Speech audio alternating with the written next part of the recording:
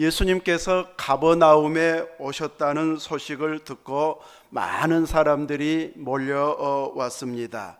문 앞에 설 자리도 없을 만큼 예수님은 이제 예수님에게 몰려왔고, 예수님은 그들에게 도를 말씀하셨다. 하나님의 말씀을 그들에게 증거해 주셨는데, 그때 중풍병자가 4사람에 의해 메워져서 왔는데 너무 많은 무리들이 그 앞에 있었기 때문에 예수님 앞까지 그 중풍병자를 데리고 갈 수가 없었습니다.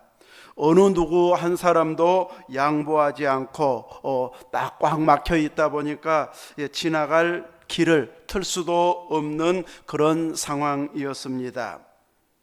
양보심이 없어서였을까요? 모두가 그 중풍병자만큼 절실했기 때문이었을 것입니다. 그 사람만큼 찾아온 모든 사람들이 예수님을 더 가까이에서 뵙고 싶어하는 그 절실한, 자기 문제가 더 절실하기 때문에 남에게 지금 양보할 여유가 없는 이런 상황이었다고 할 수 있습니다. 복음서 중에 마가복음이 가장 분량이 적은 16장으로 되어 있는데 1장에서 보면 예수님의 치료의 사건이 여러 가지 나오고 있습니다. 다른 복음서에서는 1장부터 치유의 역사가 바로 나오지는 않는데 마가복음은 바로 시작하고 있습니다. 가버나움 회당에서 더러운 귀신 들린 사람이 소리를 지를 때에 꾸짖어 잠잠하고 그 사람에게서 나오라, 이렇게 예수님이 명령을 내리니까 경련을 일으키고 소리를 지르면서 귀신이 나오게 되었고, 그 소문은 금방 온 갈릴리 사방으로 퍼지게 되어졌습니다. 그 후에 시몬의 집에, 베드로와 안드레의 집에 가셨는데 시몬의 장모가 열병으로 누워있는 것을 보시고 손을 잡아 일으키시니 열병이 떠나고 그들에게 수종을 들었다. 치유받아서 바로 섬기는 모습을 또 말씀하고 있습니다. 저물었을 때에는 아마 그 소문이 금방 그 마을 주변 지역에 퍼졌는지 모든 병자와 귀신 들린 자를 데려왔고 예수님은 고쳐주시고 쫓아내주시고 있습니다. 또 1장에는 나병 환자를 깨끗이 치료해 주시고 있습니다.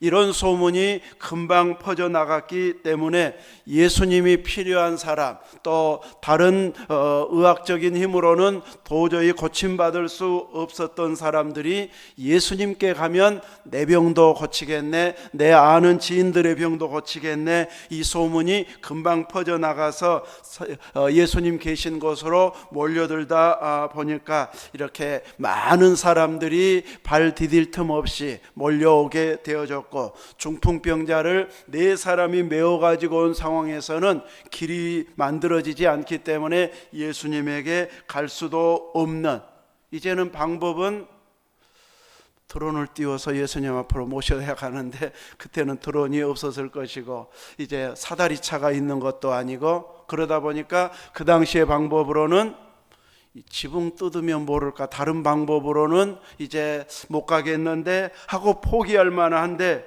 진짜 지붕을 뜯는 사람이 있었습니다. 그래서 지붕을 뜯고 구멍을 내서, 아마 우리나라 집 같으면 구멍 뚫을 수는 없지만 이스라엘 집은 아마 우리나라 집과는 다르게 쉽게 뚫을 수 있는 이런 지붕이었기 때문에 가능했을 것입니다. 그래서 중풍병자가 누운 상을 줄에 매달아서 예수님 앞으로 내렸을 때에 예수님은 그들의 믿음을 보시고 작은 자야 내 죄 사함을 받았느니라, 이렇게 선언하십니다.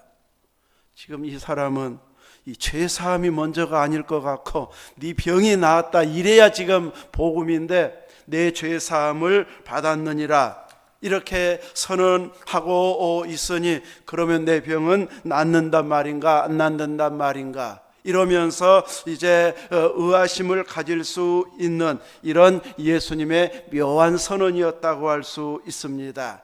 이런 예수님의 선언에 직접적인 반응을 보이는 사람들이 있습니다.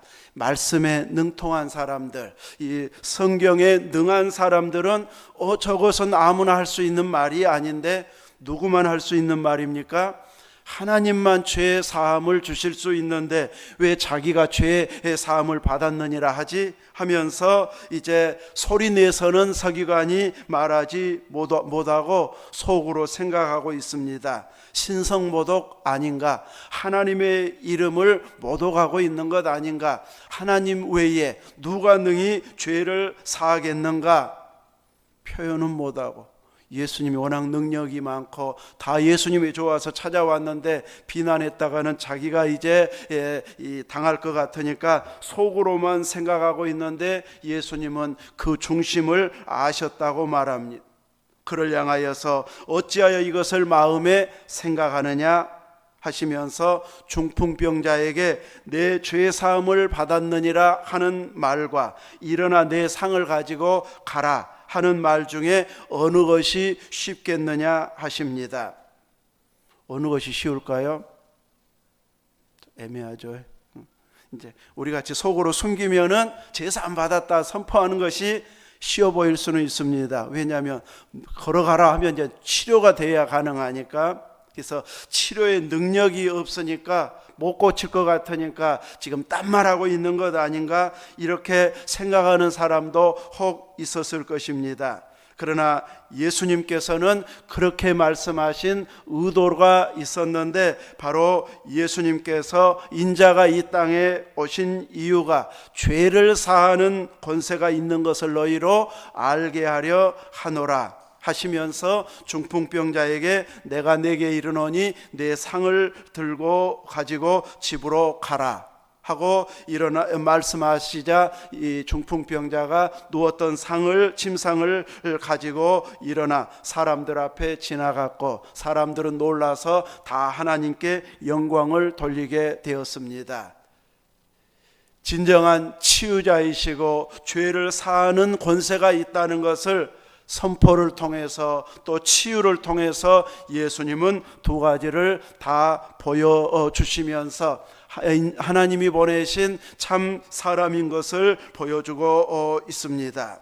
중풍병자를 메고 왔던 사람이나 중풍병자에게는 이제 가장 큰 관심은 고침을 받는 것이었을 것입니다. 누군가는 병을 고치기 힘드니까 죄사함부터 선언하는 것 아니야 이렇게 의구심을 가진 자도 있겠지만 예수님께서는 그 명령과 또 치유되어 걸어가라고 하는 것을 통해서 이렇게 고침받았고 치유받았고 또 죄사함을 받았다고 하는 것을 마가는 짧은 복음서 내용이지만 이런 부분들에 있어서는 자세하게 짧게가 아닌 그 내용만큼은 자세하게 길게 기록을 하면서 기록 목적이 어디에 있는가를 보여주고 있습니다. 하나님 한 분만 죄 용서를 하실 수 있다는 것, 이렇게 생각하는 서기관의 생각은 틀린 것은 아니었습니다. 그러나 예수님은 하나님께서 보내신 아들이요 죄를 사하는 권세가 있는 분임을 이제 거기까지는 알지 못한 이런 지식이었다고 할 수 있는데 그런 자를 향해서 예수님은 자신에게 죄를 용서해 주실 수 있는 권세가 있다는 것을 보여주시고자 선언하셨고 치료까지 하심으로 인해서 자기 말에 대한 확증을 주시고 있습니다. 치료받기 위해서 온 것이 최고의 목적이었던 그에게 예수님은 치료의 하나님이실 뿐만 아니라 죄 용서를 주시는 권세 있는 분이요 하나님 아들이요 하나님과 동등된 권세를 가지신 하나님이심을 보여주시는 사건이 되어졌습니다. 예수님은 이 일을 위해서 오셨고 친히 보여주셨습니다. 이렇게 주님께서 보이고자 하셨던 것을 보는 눈이 열려진 자가 되어져야 예수님을 제대로 이해하고 알고 따르는 자가 되어질 것입니다. 예수님을 보는 눈이 열려지지 않으면 신성 모독하는 자로밖에 보여질 수가 없는 이런 예수님의 선포들이 곳곳에서 드러나고 있습니다. 내 관심사, 내 목적, 내가 해결해야 할 것을 예수님께서 해결해 주시는 분으로만 안다면 예수님에 대해서 다 알고 있는 것이 아닌 일부분만 알고 있는 것이 되어집니다. 여러분의 관심은 어디에 있습니까? 건강에 있는 사람들은 항상 건강이 최고요 하면서 건강 주시기를 위해 기도하는 분들도 많이 있습니다. 나에게는 물질이 필요합니다. 하나님께서 물질의 복을 주셔서 더 많이 하나님 일하게 해 주십시오. 이렇게 물질을 중심에 두고 기도하기도 하고, 또 자녀들의 앞날을 위해서 관심을 갖고 있기 때문에 기도하는 이들도 많이 있습니다. 우리가 이렇게 기도하는 것은 내가 구하는 내 관심사항을 주님은 능히 해결해 주실 수 있는 분으로 충분히 믿기 때문에 우리는 그 기도를 하고 있고 사모하고 있습니다. 이제 중요한 것은 내가 그토록 중심에 두고 가장 중요하다고 여기는 그 문제를 안고 기도하는 내용에 대해서 주님도 내가 원하는 만큼 관심을 제1순위에 두고 있는가입니다. 주님도 나처럼 내가 구하고 있는, 내가 원하는 그 부분에 최고의 첫 번째 자리에 두고 관심을 갖고 계실까요? 그럴 수도 있고 안 그럴 수도 있습니다. 개인의 상황에 따라서, 그때그때의 상황에 따라서 다를 수도 있습니다. 바울에게는 자기에게 육체의 가시가 있는 것을 알고 제거해 달라고 몇 번 기도했습니까? 3번 기도했습니다. 그처럼 하나님 일을 많이 하고 깊이 기도하는 사람은 3번까지 갈 필요도 없이 한 번이면 족할 만큼 주님이 들어주실 만도 한데 3번씩 기도했는데 들어주시지 않고 응답은 내 은혜가 내게 족하다고 말씀하고 있습니다. 주님의 관심은 바울에게 있는 육체의 가시가 제거되는 것보다 바울을 통해서 주님의 능력이 계속 지속적으로 나타나는 데 더 관심이 있으셨습니다. 그런데 바울은 모든 연약한 것들이 다 치료되고 회복이 되어지면 절실하게 구했던 것이 약해질 수 있습니다. 그런데 육체의 가시 때문에 나 여기 힘들어요, 아파요 하면서 끊임없이 주님을 찾을 수밖에 없고 구할 수밖에 없는, 자신의 연약함을 인정할 수밖에 없는 영적 기갈의 상태, 갈급한 심령을 가지고 있기 때문에 주님은 능력을 더하여 주셔서 더 많이 역사가 일어나도록 해 주셨습니다. 이런 역사가 지속적으로 나타나기를 주님은 원하셨기 때문에 그의 간절한 기도에도 불구하고, 충분히 들어주어야 할 가까운 관계임에도 불구하고 내 은혜가 내게 족하다, 그 육체의 가시 안고 가라, 그것 때문에 더 주님 나 의지해라, 이렇게 주님은 응답해 주셨습니다. 내가 구하는 대로 응답은 안 해주셨어도 주님과 더 친밀해진, 가까워진 그 은혜는 계속 유지시켜주고 있는 것, 이것이 바로 주님의 관심사항이었던 것을 보여주는 내용이었다고 할 수 있습니다. 내가 원하는 것을 해결해 주시길 구했을 텐데 이제 주님은 그 일을 통해서 주님 자신을 더 깊이 알기를 원하신다는 것을 보여주시고 있습니다. 우리들은 그래서 기도하면서도 질문해야 되고 성경을 읽으면서도 질문하면서 정말로 주님도 내가 원하는 것을 원하십니까? 내가 구하고 있는 것이 주님 마음에도 드는 기도입니까? 하고 끊임없이 주님의 의향을 물어보는 질문자가 되어져야 할 것입니다. 내 관심 가는 곳에만 집중했던 데서 조금씩 주님이 갖는 관심에 우리의 마음을 두기 시작하면 그만큼 우리는 주님에 대한 신앙이 깊어졌다고 할 수 있을 것입니다. 그래서 우리는 주님께서 알기 원하시는 것을 내 눈을 열어서 보게 해달라고 기도하는 자가 되어야 할 것입니다. 주님이 보이게 되면, 주님의 의도가 깨달아지게 되어지면 내가 원하는 것 해결받는 것보다 주님을 깨닫게 되고 알게 되어지는 것에 더 감사가 넘쳐나게 되어질 것입니다. 이렇게 많은 문제를 예수님을 통해서 우리는 해결받고 있는데, 단순히 문제 해결만 받는 데서 흡족해 버리면 주님을 놓쳐버리기가 쉽습니다. 그래서 끊임없이 주님을 더 깊이 사랑하고 주님이 의도하는 일을 지속적으로 감당해 가고자 하는 이런 마음으로 인도해 주시는 그 주님의 마음을 따라가는 자가 되어야 할 것입니다. 마가복음 4장 35절 이하에서는 예수님께서 제자들과 함께 배를 타고 건너편으로 가시는 장면이 나오고 있습니다.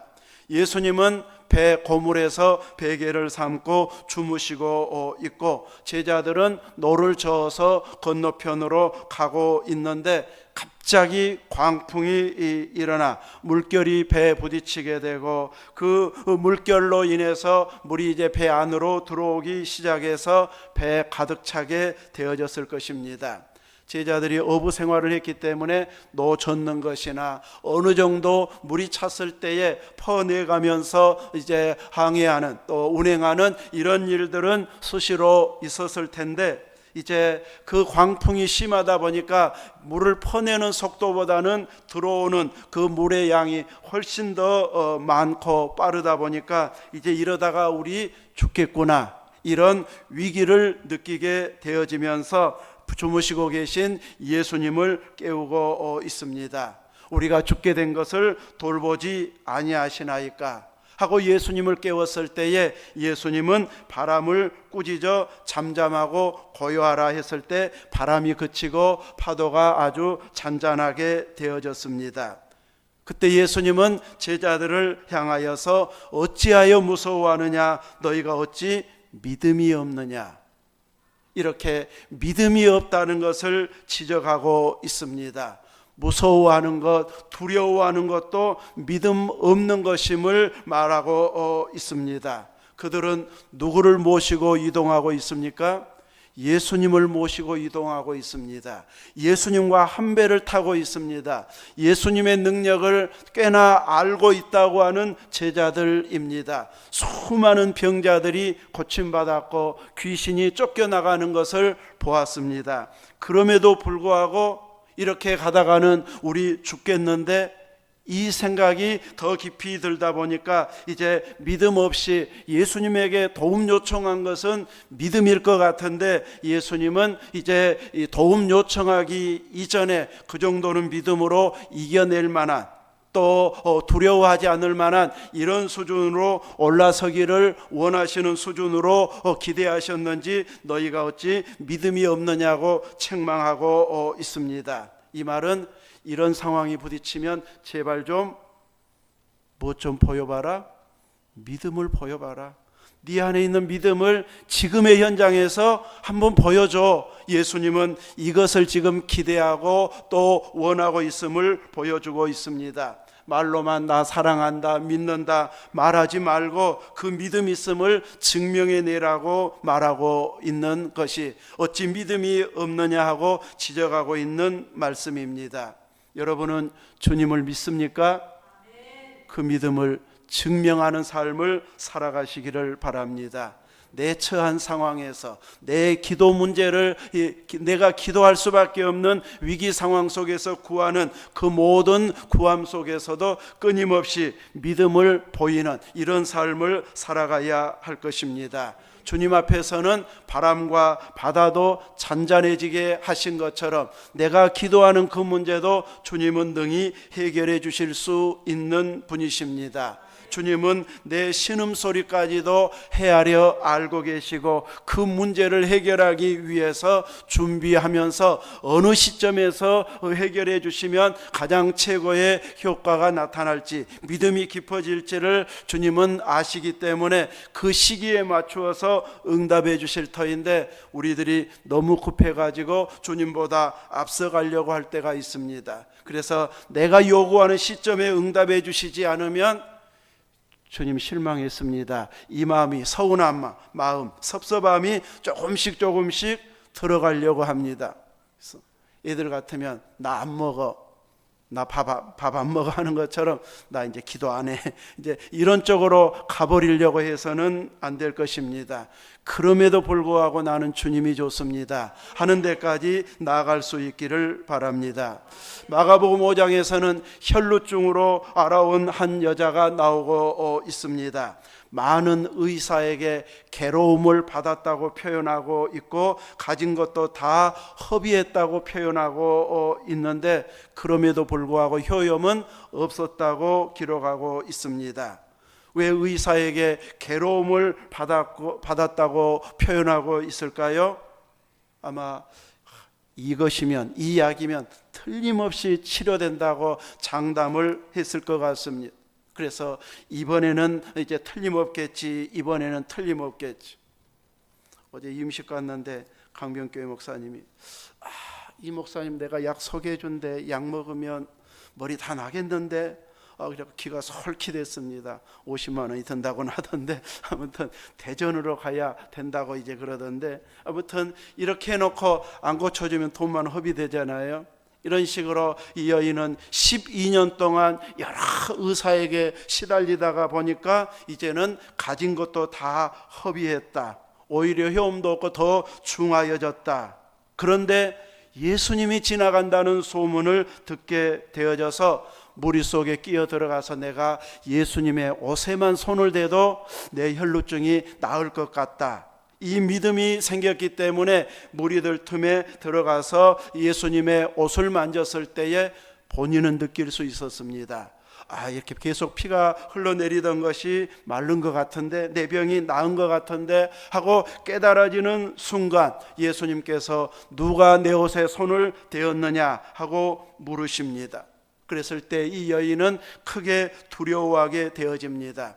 이 혈루증은 부정한 병이기 때문에 다른 사람을 만지거나 접촉하거나 또 접촉된 물건들은 다 부정한 사람, 부정한 것이 되어져 버립니다. 이제 너 때문에 내가 부정하게 됐다, 너 때문에 우리가 부정하게 됐다, 이런 말을 듣게 되어질 수 있기 때문에 크게 두려워하고 있는 이런 모습인데, 예수님께서는 그 여인을 향하여서 따라 내 믿음이 너를 구원하였으니 평안히 가라, 내 병에서 놓여 건강할지어다 하면서 오히려 그 믿음을 칭찬해 주고 있습니다. 자기에게 있었던 바를 다 예수님에게 고했고 그 믿음을 가진 여인을 향해서 예수님은 칭찬하고 있습니다.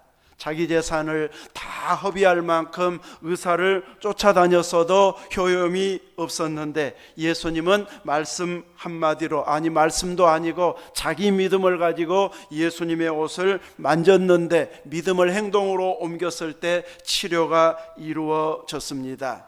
예수님의 옷에 손을 단 자가 그 여인뿐만은 아니었을 것입니다. 워낙 한꺼번에 많은 사람이 몰려들기 때문에 예수님의 옷에 손이 닿은 사람들은 여러 사람이었고, 제자들도 이렇게 많은 사람들이 이렇게 몰려와서 이렇게 밀고 있기 때문에 많은 사람들의 손이 닿았는데 누가 손을 대었느냐, 왜 묻습니까 하면서 오히려 손 닿는 것 당연한데 왜 그렇게 질문하십니까 하고 제자들이 변명할 만큼이었는데, 예수님은 딱 한 사람, 저입니다 하는 그 선언을 듣고 싶어서 찾고 계셨습니다.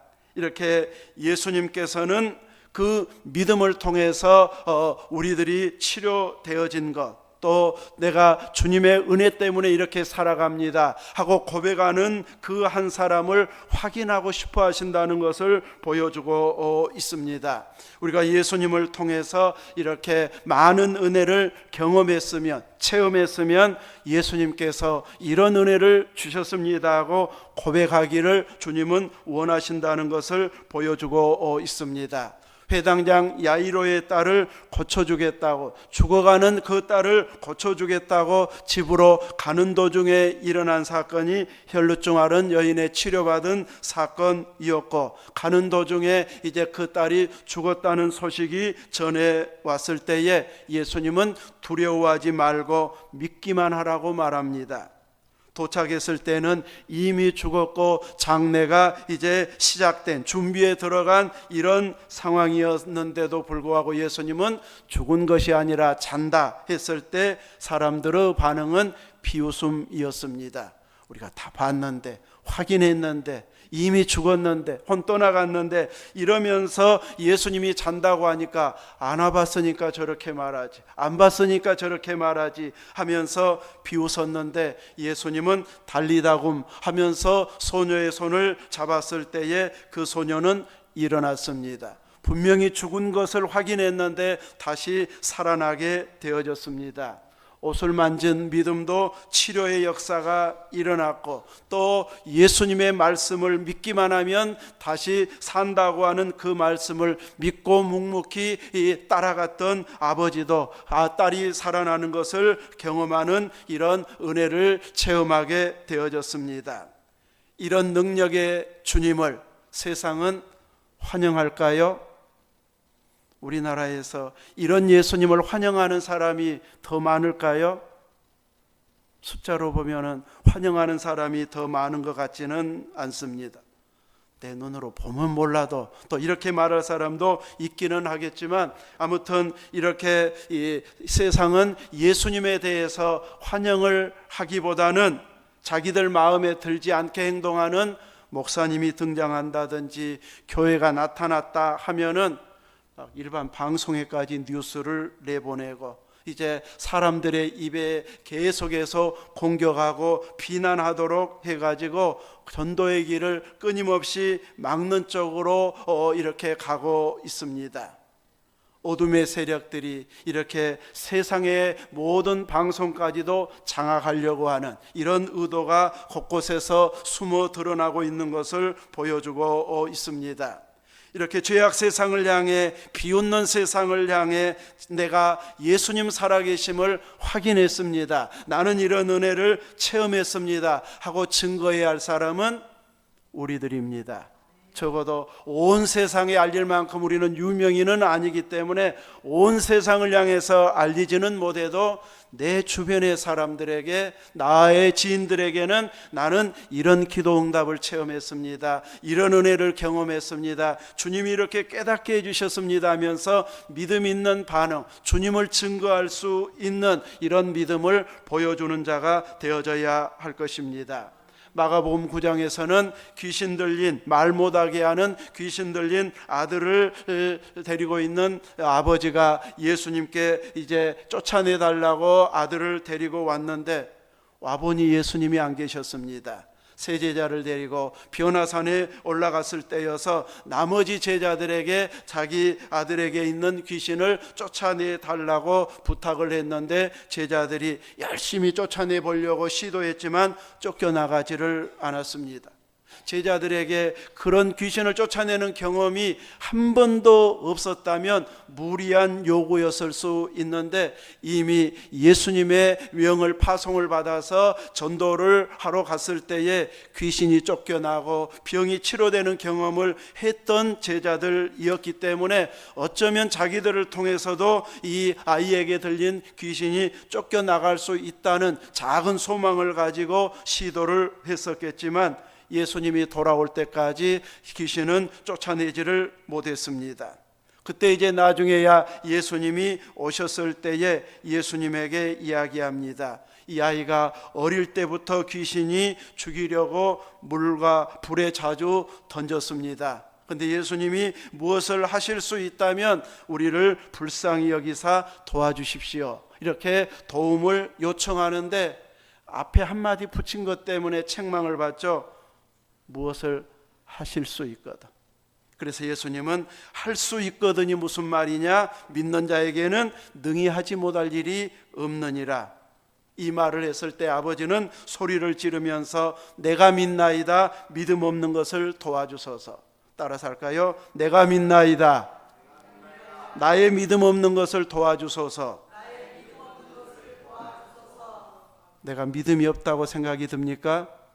믿음이 없다고 생각이 드는 사람은 이 아버지와 같은 자세로 예수님을 찾아야 할 것입니다. 내가 믿나이다, 나의 믿음 없는 것을 도와주소서. 이 자세가 나오면 예수님께서는 능히 도와주시는 사랑이 많으신 은혜로우신 주님이신 것을 보여주고 있습니다. 도움을 요청하는 자에게 결코 외면하시지 않는 주님이십니다. 제자들이 묻습니다. 왜 우리는 못 쫓아냈습니까? 하고 물었을 때에 예수님께서는 기도 외에는 이런 종류가 나갈 수 없다 하셨습니다.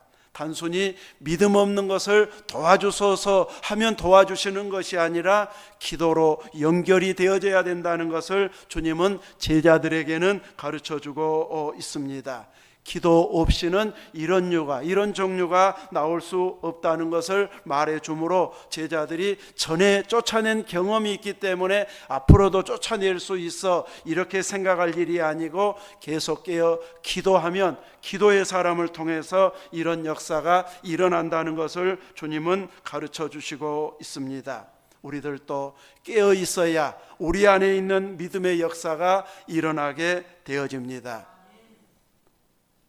누가 기도해야 할까요? 누가 기도해야 될까요? 그렇게 꼭 하시기 바랍니다. 기도하겠습니다. 거룩하신 하나님 감사합니다. 우리 주 예수 그리스도 안에서 우리 안에 있는 작은 믿음이 생동감 있게 활동력 있게 역사가 일어나기를 소망합니다. 우리 혼자의 힘으로는 그 믿음의 능력이 나타날 수 없는 것을 알기에 우리는 주님을 더욱 의지하고 도움을 요청하오니 우리의 기도를 외면하지 마시고 은혜 입혀 주옵소서. 능력을 경험하고 치유를 경험하고 문제 해결을 경험하면서 더 깊은 기도의 자리로 나아가 하나님 맡기신 크고 놀라운 일을 믿음으로 감당해내는 자리에까지 나아가게 하여 주시고 살아계신 예수님, 능력의 예수님, 다시 오실 예수님을 세상을 향해서 우리가 보여주는 증거의 삶이 되게 인도해 주옵소서. 예수 그리스도 이름으로 기도하옵나이다. 아멘.